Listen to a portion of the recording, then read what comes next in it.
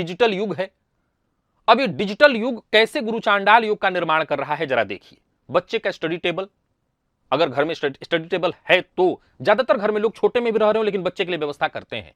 अब उन पर किताब रखा है, बुक बुध या शिक्षा की बात है, ज्ञान की बात है, देवगुरु बृहस्पति।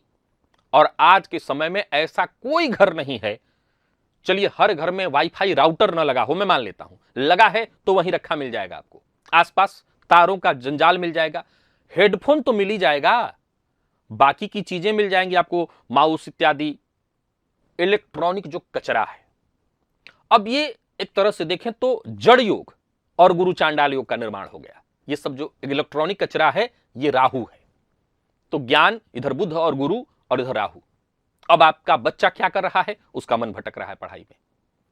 अब सवाल उठता है कि कैसे ये हो सकता है, हमारा बच्चा यहां पढ़ रहा है तो कंप्यूटर की चीजें तो यहीं रहेंगी ना।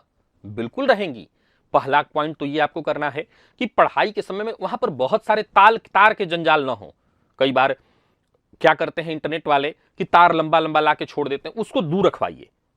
आमतौर पर अब जिनका राउटर दूर है तब तो कोई दिक्कत ही नहीं, लेकिन तार का वहां जंजाल नहीं होना चाहिए, एक। नंबर 2, ये जितने भी इलेक्ट्रॉनिक कचरे हैं वो अगर पढ़ाई हो भी तो स्टडी टेबल से फिर बारात में उसको हटा दिया जाए, एक साथ न रहने दिया जाए, एक साथ न रहने दिया जाए। स्टडी टेबल जो है उस पर सरस्वती का ही सिर्फ वास रखिए, राहु का वास मत कराइए। पढ़ने के बाद उसको हटा दीजिए, उसको हटा दीजिए। इतना तो कर ही सकते हैं, आपको तुरंत चमत्कार दिखाई पड़ जाएगा।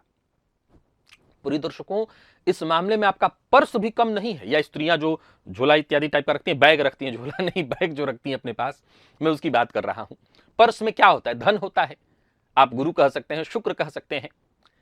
ये मैंने 90 छोड़िए 99% लोगों में देखा। मैं पर्स नहीं रखता हूं तो बात अलग है, जो लोग रखते थे तो पहले मैं भी ऐसी कुछ चीजें रखता था, जब नहीं जानता तब तो पर्स ही नहीं रखता।